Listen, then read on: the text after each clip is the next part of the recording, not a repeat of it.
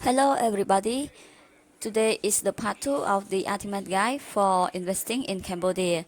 The topic is about how much are property taxes in Cambodia. Annual property taxes are 0.1% of the property's market value in excess of 100 million Khmer Rial, about 25,000 US dollar. Needless to say, annual taxes are very low in Cambodia and often aren't even payable at all. Rental income taxes are 10% for residents. For non-resident, rental income is instead taxed at a higher 14%. Various deductions may apply and can bring rate down significantly. Unused land is taxed at a rather high rate of 2% of its market price each year. Because of this, you can't land bank in Cambodia without paying an unreasonable amount of tax.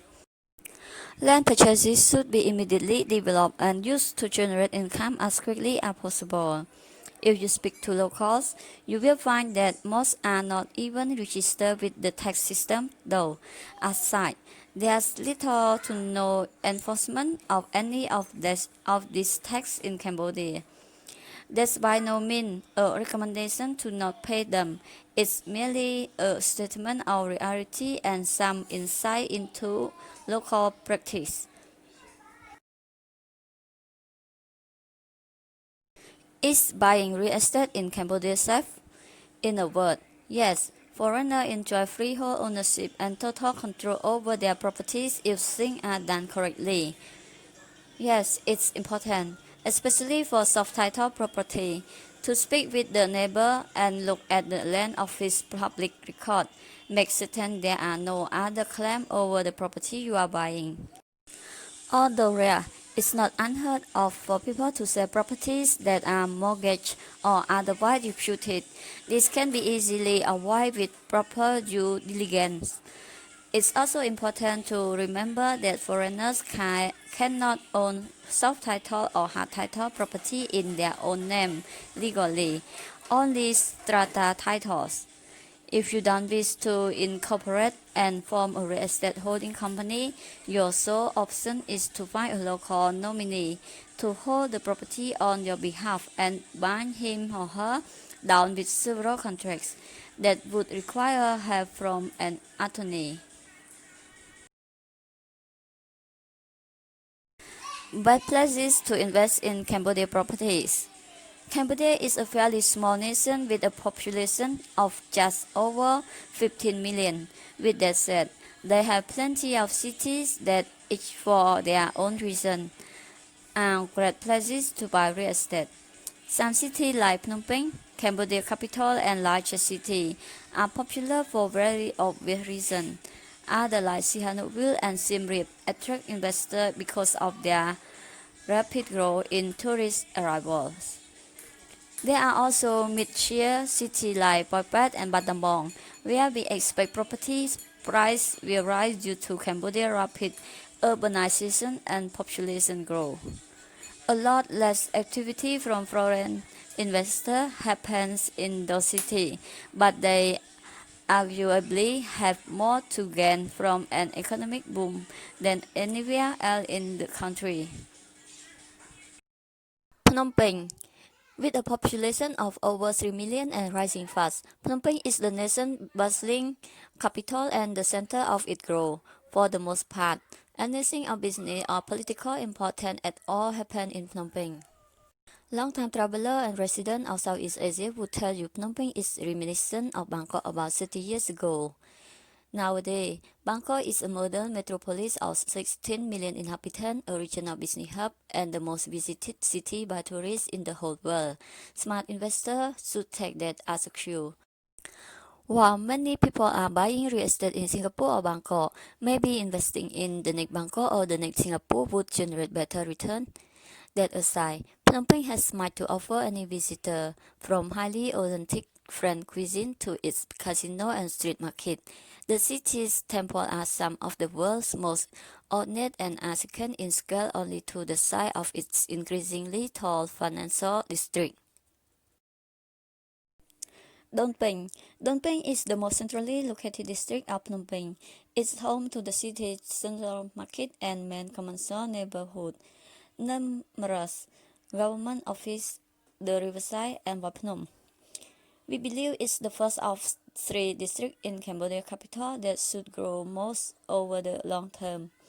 Phnom Penh's riverside area boasts some of the highest property prices in not just Phnom Penh but the whole country.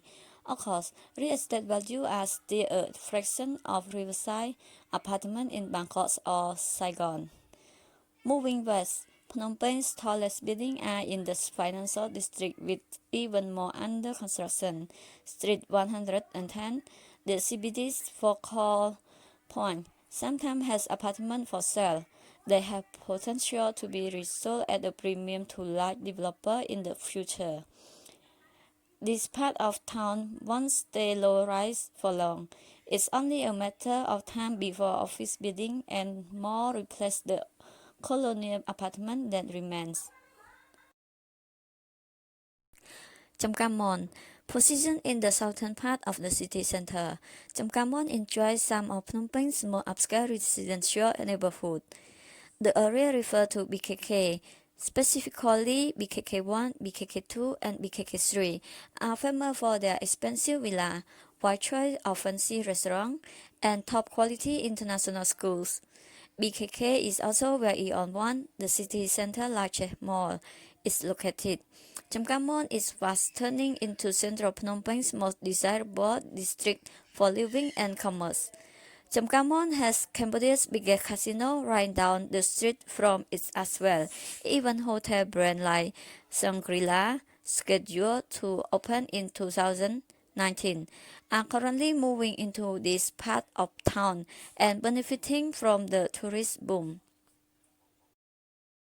Prampi Makara, west of both Phnom Penh and Chamkamon, further away from the riverside, Prampi Makara is not as central nor as pricey as either, but some predict this part of town is where much of Phnom Penh's future expansion will happen as urbanization continues. Numerous cafes are already starting to pop up. International brands like Cold Stone Creamery, Burger King, and Krispy Kreme are opening their first store in the country here. You could easily see why Prampi Makara will probably get swallowed up by the city center during the next decade. This would make value increase to the city center level. Some property more west of Prampi Makara have potential too. Consider looking at Tukok or Po Sanjay district closer to Phnom Penh's airport. Siem Reap. Angkor Wat is the world's largest religious structure. Today, it's also one of Asia's most visited attractions, drawing in more than 2 million tourists a year. Siem Reap is located on the edge of Angkor Wat and Cambodia's second largest city. Siem Reap will naturally benefit from Cambodia's tourism boom. The city's airport just finished a major renovation. It's needed one because arrivals are increasing by about 10% a year. There are many apartments in and around the city center. As such, your first idea might be to start a restaurant or hotel to make money off a tourism boom. However, that's very difficult if you aren't living in Cambodia, and probably not the best way to invest in Siem Reap property either. Siem Reap is instead an excellent place to cater to the middle-class local market. More Khmer enter the tourism industry as it grows. Tons of these jobs are in Siem Reap and well paid by local standards. Therefore, an abundance of employment opportunities mean renting to Cambodia's rising middle class without being a slumlord is possible. Yet, Siem Reap city center is, with rare exception, the only neighborhood with residential unit that foreigners can own. Outer part of the city are mostly land and houses, but they are good choice for investors that don't mind a complex title structure and development work. Sihanoukville, a 4-hour drive from Phnom Penh, Sihanoukville has some of Asia's best beach. These are mostly unheard of and often aren't crowded. This will probably change soon and it's already happening. Searching Chinese foreign investment have Sihanoukville property price doubled between 2016 and 2018. Sihanoukville still has some of Asia's cheapest big-front and big-view property, finding absolute beachfront land price at under $30 per square meter is possible. Once you are outside the coastal area and travel eastward, the actual city of Sihanoukville isn't much to look at, but even here, there is potential for long-term growth. All major Cambodian real estate markets are developing quickly. It was steering clear of the large, expensive villa project marketed toward foreigners.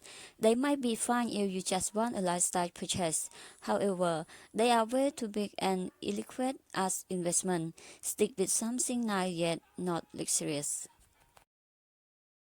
Battambang, a perfect example of a city growing fast. Battambang has a prime location right in the center of Cambodia's most important rice-producing province. It's been a commercial hub for centuries, and to this very day, serves as a gateway between Phnom Penh and Thailand. Cambodia's population and influence are growing at a pace rarely seen in the Western world, while it's a rather small nation of just over 15 million today.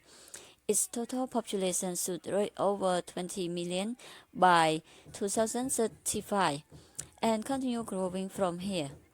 It's often the smaller and mid-tier cities that benefit from urbanization because they are starting from a lower base. In less developed cities, you can create something from nothing in a way you couldn't in the capital. But the most central area is, for the most part, the city's only place to easily buy property as a foreigner. The suburbs have a few attractive houses, while the outskirts have some well-priced land plots. Yet, both of these options require forming a landholding company. Furthermore, you need to develop any unused land immediately to avoid paying a 2% tax on its value each year. Poipet. Poipet is similar to Battambang in that it's close to the Thai border, even closer in fact. It's a second-tier city and will benefit from continued regional trade and urbanization. The difference is that gambling contributes to the Poipet economy far more than agriculture and markets. Gambling is illegal just across the border in Thailand.